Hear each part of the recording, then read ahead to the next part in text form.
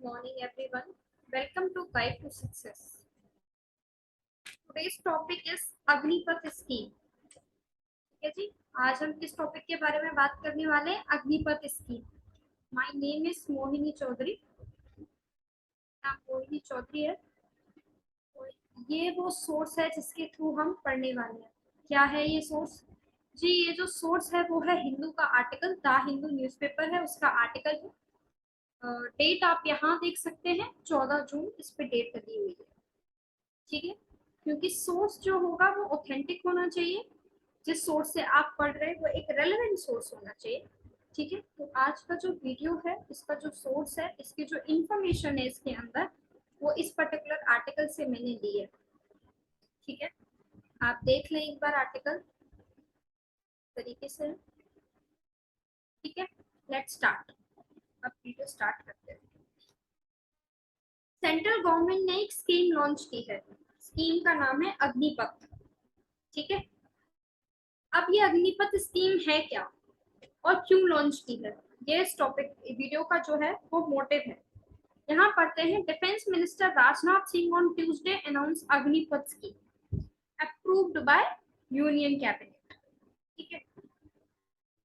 Tuesday को राजनाथ सिंह ने इस चीज को अनाउंस कर दिया कि जो यूनियन हमारी गवर्नमेंट है, सेंट्रल गवर्नमेंट है, इसने एक स्कीम लॉन्च की है जिस स्कीम का नाम है अग्निपथ. अब ये स्कीम है क्या और ये स्कीम क्यों लॉन्च की गई है, इस स्कीम के एडवांटेजेस क्या हैं और इस स्कीम के डिसएडवांटेजेस क्या हैं. स्कीम तो लॉन्च हो गई, लेकिन पहलू तो दोनों ही होंगे ना. एडवांटेजेस भी होंगे इस स्कीम के और इस स्कीम के डिसएडवांटेजेस भी होंगे. अब हम उन दोनों को डिस्कस करते हैं. सबसे पहले स्कीम समझ लेते हैं. अग्निपथ स्कीम के अंडर दिस पर्टिकुलर स्कीम क्या होने वाला है कि हमारी जो इंडियन आर्मी है उसके अंदर every year annually 45,000 to 50,000 Indian soldiers का रिक्रूटमेंट होने वाला है. रिक्रूटमेंट मतलब भर्ती की जाएगी. कितने? 45 से 50,000 इंडियन आर्मी के सोल्जर्स की. ठीक है जी. इनकी एज लिमिट क्या होगी, कि क्या एज होगी, क्या इनकी एलिजिबल है, किस एज से? तो है 17 years and 6 month to 21 year, यानी 17.5 साल से 21 साल के जो लोग होंगे वो इस पर्टिकुलर जॉब के लिए, इस particular according to this scheme, इस पर्टिकुलर जॉब के लिए एलिजिबल है. ठीक है. अब हम बात करते हैं इनकी स्टडी क्वालिफिकेशन क्या होनी चाहिए. तो इनकी जो क्वालिफिकेशन है वो कोई बहुत हाई फाई क्वालिफिकेशन नहीं है, कोई ग्रेजुएशन या कुछ ऐसा ऐसा कुछ भी नहीं है. बस ये 10th और 12th पास होने चाहिए और ये इसके लिए एलिजिबल है. अब रिक्रूटमेंट का प्रोसेस कैसे है, पहले हम बेसिक स्कीम के उसके बेसिक स्कीम की जो चीजें हैं उनको समझ लेते हैं. उसके बाद में इसके प्रो और कॉन्स, ठीक है या नहीं है, वो सब हम बाद में डिस्कस करते हैं. ठीक है. तो हमने क्वालिफिकेशन समझ ली कि 10th और 12th पास होना चाहिए, वो इसमें जो है वो इसके लिए एलिजिबल है. अब हम बात करेंगे जी कि इसमें रिक्रूटमेंट कैसे होगा. ओपन रैली प्रोसेस हुआ होगा. साल में 2 बार रैलीज होंगी, उन रैलीज के थ्रू ओपन रैलीज होंगी ये, और इसके थ्रू जो है यहाँ पे रिक्रूटमेंट प्रोसेस जो है वो होगा. अब बात कर लेते हैं कि जॉब जो है उसमें सैलरी कैसे होने वाली है. तो जॉब के अंदर जो इस पर्टिकुलर अग्निवीर में ये जो सैलरी है वो दी जाएगी. इनिशियली ये जो जॉब है, पहले तो इसको समझें कि इसका टाइम पीरियड क्या है, फिर हम सैलरी पे आते हैं. जी, टाइम पीरियड है इसका 4 साल. हाँ जी, बिल्कुल सही आप सुन रहे हैं, इसका टाइम पीरियड 4 साल है. 4 साल मतलब इस 4 साल के अंदर इनका ट्रेनिंग पीरियड भी इंक्लूड है. ट्रेनिंग पीरियड होगा इनका 6 मंथ, और जो इनका ड्यूटी टाइम होगा वो होगा 3 साल 6 महीने. ये इनका प्रॉपर टाइमिंग हो गया. अब इसके अंदर हम इनकी सैलरी की बात करेंगे. 30,000 से स्टार्टिंग है, 30,000 रुपए पहला साल. आते आते जब तक 4 साल होंगी तो वो सैलरी जो है वो 40,000 तक वेरी कर सकती है. अब इस पर्टिकुलर जो 30,000 का अमाउंट होगा, इसमें से गवर्नमेंट डिटेक्ट करने वाली है 30%. कितना? 30%. 30,000 का 30% गवर्नमेंट डिटेक्ट कर लेगी. वो डिटेक्ट करके जो अमाउंट है वो किसमें जाने वाला है, वो आपका जो अमाउंट है वो जाने वाला है सेवा निधि फंड में. उस फंड का क्या मतलब है? सेवा निधि फंड में आपका वो अमाउंट 4 साल तक जाएगा, 30% ऑफ योर सैलरी. बाकी का पैसा गवर्नमेंट उसमें लगाएगी. उसके बाद जब आप रिटायर होते हैं तो amount of 10 to 11 lakh, how much? 10 to 11 lakh non tax, जिसके ऊपर कोई भी टैक्स नहीं होगा, वो पैसा आपको रिटायरमेंट के टाइम पर मिलेगा. जिसमें ना कोई आपको पेंशन मिलने वाली है, ना ही जो है लोगों को कोई सुविधा मिलने वाली है। बाकी जो आर्मी ऑफिसर्स को जो भी फैसिलिटीज मिलती हैं, तो जिनके घर में अगर कोई आर्मी से होगा वो इस बात को जानते होंगे कि आर्मी ऑफिसर्स को काफी सुविधाएं मिलती हैं। मेडिकल कार्ड्स होते हैं, कैंटीन कार्ड्स होते हैं उनके पास, वो उनके पास ड्यूटी टाइम पर भी होते हैं, और वो उनके पास तब भी होते हैं जब वो रिटायर हो जाते हैं, जब वो पेंशन पे होते हैं। तो इस पर्टिकुलर स्कीम के अकॉर्डिंग ना आपके पास पेंशन होने वाला है, ना आपका कैंटीन कार्ड आपके रिटायरमेंट के बाद आपके साथ होने वाला है। तो वो जो भी an number of facilities army officer को प्रोवाइड की जाती है बाय इंडियन आर्मी और बाय अदर फोर्सेस, वो नहीं होंगी यहाँ पे। ठीक है, अकॉर्डिंग टू दिस स्कीम, अगर हम इस स्कीम की बात करेंगे, ये जो पर्टिकुलर स्कीम है ये नॉन कमीशन ऑफिसर्स के लिए है। नॉन कमीशन ऑफिसर्स के लिए है से क्या मतलब है यहाँ मेरा, कि ये जो पर्टिकुलर स्कीम है इसमें लेफ्टिनेंट, लेफ्टिनेंट जनरल, इस तरीके की पोस्ट जो है वो नहीं इंक्लूड होंगी। इसके अंदर जो पोस्ट होंगी वो होंगी नायक, सिपाही, इस तरीके की जो पोस्ट है इसके अंदर, यानी कि जो लोअर स्टेटा के जो आर्मी ऑफिसर्स होते हैं उनके लिए ये स्कीम जो है वो लाई गई है। इसमें बड़ी बड़ी पोस्ट के जो कमिश्नर पोजीशंस होते हैं ना, नॉन कमीशंस में है, कमीशन पोजीशंस के लिए ये नहीं है। ठीक है, हमने इनकी एम्प्लॉयमेंट की बात कर ली, हमने इनके रिटायरमेंट के पैसे की बात कर ली है कि जी रिटायरमेंट अगर इनका होता है तो इन्हें क्या पैसा मिलता है। ठीक है, ये सारी चीजें करने के बाद हम बात करते हैं आखिर सेंट्रल गवर्नमेंट ने ये जो पर्टिकुलर स्कीम है इसको लॉन्च क्यों किया है, why, what is the reason behind it, क्यों इस स्कीम को लॉन्च किया गया।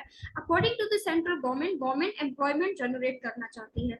जी, कैसे एम्प्लॉयमेंट जनरेट करना चाहती है, यहाँ तो ये 4 साल की जॉब दे रही है, 4 साल के बाद तो वैसे भी अनएम्प्लॉयमेंट कर ही देगी ना, 4 साल के लिए ही तो एम्प्लॉयमेंट दिया जा रहा है, 4 साल के बाद तो अनएम्प्लॉयमेंट हो जाएंगे।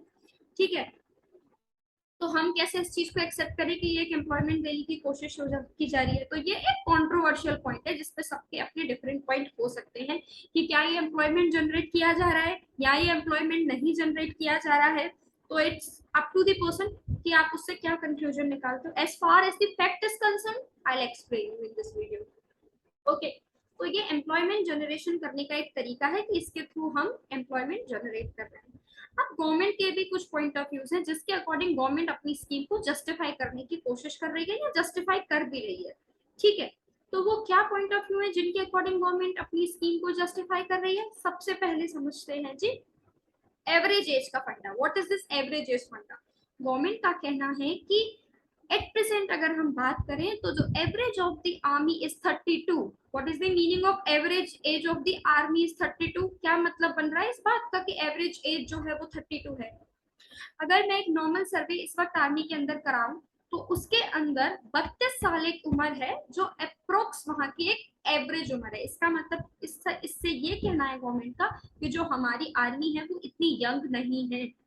इसीलिए हम एक ऐसी स्कीम लेके आ रहे हैं जिसके अकॉर्डिंग हम अपनी इंडियन आर्मी को यंग रख सकते हैं। यंग मतलब 17 से 21 साल के लोग अब जब इसमें जाएंगे तो हमारी आर्मी ऑटोमेटिकली यंग हो जाएगी। तो ज्यादा पोर्शन किन लोगों का होगा, जिनकी उम्र 17 टू 21 ईयर्स की है ना। तो जो एवरेज एज है वो 32 से कहीं ना कहीं तो बढ़ेगी। मे बी एवरेज एज वहां पे फिर 25 हो जाए, मे बी 24 हो जाए। तो एवरेज एज को कम करने के लिए ऐसा हम कर रहे हैं, आर्मी को यंग बनाने के लिए ऐसा किया जा रहा है। दूसरा और सबसे मेजर पॉइंट क्या है, आर्मी के एक एक्सपर्ट, आर्मी फंड वगैरह से रिलेटेड एक एक्सपर्ट है जिनकी बात करूंगी मैं, अमित कौशिक नाम है जिनका। इनका कहना है कि 50% जो हमारा आर्मी फंड है वो पेंशन्स में चला जाता है।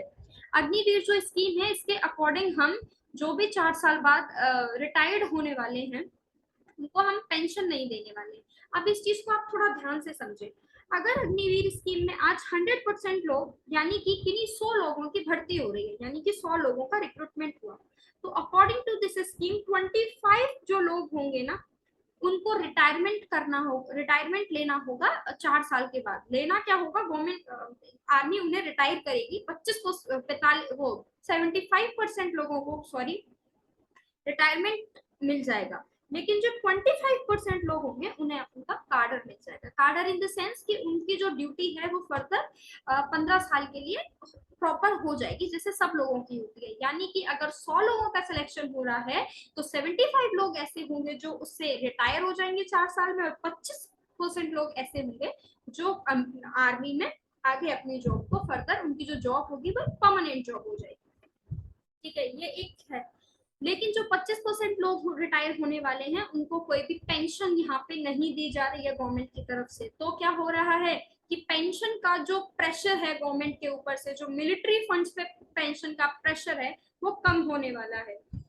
मैंने बताया ना अभी आपको कि 50% जो फंड है इंडियन मतलब मिलिट्री का, वो कहाँ पे जा रहा है, वो पेंशन में जा रहा है। तो गवर्नमेंट कह रही है कि हम वहां से पेंशन का जो फंड है उसे बचाना चाह रहे हैं। अगर आप पेंशन का फंड बचा रहे हो तो फिर पेंशन का फंड कहीं लगाएंगे भी, है ना। उस पैसे का क्या कर रहे हैं आप, क्यों उस पैसे को बचाने की कोशिश कर रहे हो, क्यों, कहाँ पे उसका इन्वेस्टमेंट कहाँ करना है अगर आप कहीं से पैसे को बचा रहे हैं तो अकॉर्डिंग टू गवर्नमेंट, गवर्नमेंट कह रही है कि ये जो पैसा हम पेंशन से बचाने वाले उस पर्टिकुलर पैसे को हम अपनी आर्मी के बेटर इक्विपमेंट और टेक्नोलॉजी में खर्च करने वाले हैं। यानी कि जो पैसा होगा उससे बेहतर इक्विपमेंट, बेहतर टेक्नोलॉजी, ये सारा सपोर्ट हम अपनी आर्मी को देने वाले हैं।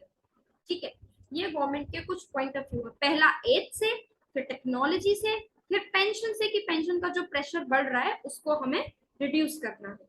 ठीक है, 4 साल के बाद जब रिटायरमेंट होने वाला है तो इन्हें एक सर्टिफिकेट मिलने वाला है। क्या मिलेगा, एक पर्टिकुलर सर्टिफिकेट मिलने वाला है और 10 to 11 लाख रुपीस। उसके बाद कोई भी फर्दर फैसिलिटी जो आर्मी ऑफिसर्स को मिलती है वो यहाँ पे किसी भी ऑफिसर, किसी भी अग्निवीर को नहीं मिलने वाली है। ठीक है, कोई भी अग्निवीर को ये जो फैसिलिटीज है वो यहाँ पे नहीं मिलने वाली है। इनकी छुट्टियों में भी अगर हम देखेंगे, नॉर्मल क्या होता है, आर्मी ऑफिसर्स को कितनी छुट्टियां मिलती हैं, साल में 3 महीने की छुट्टियां मिलती है, यानी कि 90 डेज ऑफ होता है उनका। लेकिन अग्निवीर जो है उनके लिए क्या होगा, सिर्फ 30 डेज ऑफ होगा। एक डिसएडवांटेज। दूसरा डिसएडवांटेज अगर मैं यहाँ पे बात करूंगी कि जैसे गवर्नमेंट बोल रही है कि हमें आर्मी को यंग करना है, मे बी हमारी आर्मी, अगर हम अग्निवीर स्कीम के थ्रू यंग लोगों को रिक्रूट करते हैं तो आर्मी यंग हो सकती है, लेकिन एक्सपीरियंस कहीं ना कहीं कॉम्प्रोमाइज कर जाएगा, क्योंकि जितने वो यंग होंगे उतना एक्सपीरियंस कम होगा ना। तो एक बैलेंस बिठाने के लिए ये जरूरी है कि हमारी आर्मी जो है वो बहुत ज्यादा ही उसमें यंग ऑफिसर्स ना हो। तो क्योंकि अगर जितने ज्यादा यंग ऑफिसर्स होंगे उतना ज्यादा बैलेंस नहीं बैठ पाएगा, फिर वहां पे lack of knowledge, lack of experience, वो चीजें हमें देखने के लिए मिलेगी। गवर्नमेंट का कहना है कि सिर्फ इंडिया ऐसा कंट्री नहीं है जो इस तरीके के स्टेप ले रहा है या इस तरीके की चीजें कर रहा है। गवर्नमेंट कह रहा है कि हमसे पहले यूएसए ऐसी चीजें कर चुका है। ठीक है, अब हम बात करेंगे क्या इस तरीके से सच में एम्प्लॉयमेंट जनरेट होगा, यानी इस स्कीम के डिसएडवांटेज। देखिए, डिसएडवांटेज मैं 2 आपको बता चुकी हूँ कि पहला, अगर सिर्फ हम उसमें यंग लोग भर देंगे तो एक्सपीरियंस कम हो जाएगा। दूसरा डिसएडवांटेज मैं आपको ये बता चुकी हूँ कि इनको कोई भी फर्दर पेंशन या कोई भी फैसिलिटीज इनको प्रोवाइड नहीं की जाएगी। और इनकी छुट्टियों से रिलेटेड मैं आपको बता चुकी हूँ कि इनकी जो छुट्टियां होंगी वो नॉर्मल ऑफिसर्स के अकॉर्डिंग कम होंगी। ठीक है, क्या सच में ये एम्प्लॉयमेंट जनरेट करने का तरीका है, ये एक क्वेश्चन मार्क यहाँ पे हो सकता है। ठीक है जी, इस तरीके से एम्प्लॉयमेंट जनरेट में भी किया जा सकता है, बट एक शॉर्ट टाइम है। ठीक है, ये एक परमानेंट सोल्यूशन नहीं है कहीं पे भी एम्प्लॉयमेंट जनरेट करने का। एम्प्लॉयमेंट जनरेट इससे हो तो जाएगा, लेकिन वो बस 4 साल के लिए होने वाला है। उसके बाद तो फिर वो लोग अनएम्प्लॉयमेंट हो जाएंगे ना। इसके कंटेस्ट में अगर हम करंट न्यूज पे ध्यान दें तो उसमें यह है कि काफी सारी स्टेट गवर्नमेंट्स ऐसा कह रही हैं कि वो अपनी अपनी स्टेट में इस तरीके से जो भी अग्निवीर रिटायर्ड होंगे 4 साल बाद उनको स्टेट में प्रेफरेंसेस देने वाली हैं, स्टेट जॉब्स में उन्हें प्रेफरेंसेस मिलने वाली हैं। इस तरीके की चीजें डिफरेंट डिफरेंट स्टेट मिनिस्टर्स और स्टेट्स के जो भी हेड हैं उनसे सुनने के लिए मिली है। ये एक करंट न्यूज है और ये इसमें एक इम्पोर्टेंट चीज है कि इस तरीके से अगर कुछ भी होता है तो स्टेट उन्हें जरूर प्रेफरेंस देगी। बट कहीं ना कहीं एम्प्लॉयमेंट है तो वो एक टेम्पररी एम्प्लॉयमेंट है, एक परमानेंट बेस्ड एम्प्लॉयमेंट नहीं है इसके अकॉर्डिंग। ठीक है, उसके बाद रिटायरमेंट अगर वो उस पर्टिकुलर एज पे होने वाले हैं तो कहीं ना कहीं उनकी एजुकेशन बहुत लैग बिहाइंड कर जाएगी। Lag behind in the sense, अगर 17 to 21 एज ग्रुप का कोई लोग अगर आर्मी में रिक्रूट होते हैं और 4 साल बाद वहां से आते हैं तो कहीं ना कहीं उनकी जो एजुकेशन है वो भी वहां पे रह जाएगी। ठीक है, अब हम बात करते हैं क्या ये लोग लॉयल होंगे, क्या इनके अंदर इतनी ही डिटर्मिनेशन रहेगी। एज वी नो कि job security is a major point, है ना। जॉब सिक्योरिटी आज के जमाने में एक बहुत जरूरी चीज है, लेकिन जिस तरीके से अग्निवीर की स्कीम है वहां पे लैक ऑफ जॉब अपॉर्चुनिटी दिख रहा है। आर्मी ऑफिसर्स जिस कंडीशंस में काम करते हैं वहां बहुत ज्यादा डिटर्मिनेशन चाहिए, बहुत ज्यादा पावर चाहिए, और कहीं ना कहीं अगर उन्हें वो जॉब सिक्योरिटी नहीं मिलेगी तो क्या उस पर्टिकुलर कारण की वजह से क्या उनकी जो क्या बोलते हैं उन्हें इच्छा शक्ति या उनका जो काम करने का तरीका है या उतना पैशन है, क्या उसमें कमी आएगी? ये एक चीज है। क्या इतने शॉर्ट पीरियड के लिए जो वहां पे रिक्रूट लोग किए जाएंगे सिर्फ 4 साल के लिए, क्या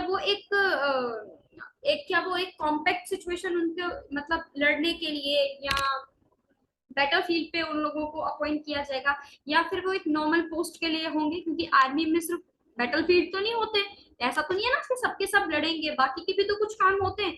क्या उन सब के लिए इन्हें रिक्रूट किया जाए? ये सारी चीजें हैं, बट इन पे अभी फिलहाल इतना कोई क्लियर पॉइंट ऑफ व्यू है नहीं जिसपे हम, गवर्नमेंट की तरफ से ऐसी कोई क्लियर अभी बात है नहीं कि बेसिक इनका रिक्रूटमेंट किस पोजीशन के लिए किया जाएगा या इनसे क्या काम लिया जाएगा। इसके काफी सारे जो हैं चीजें हैं जिसमें हमें इनको अभी फर्दर देखना है। ठीक है, this is all from my side. Thank you so much.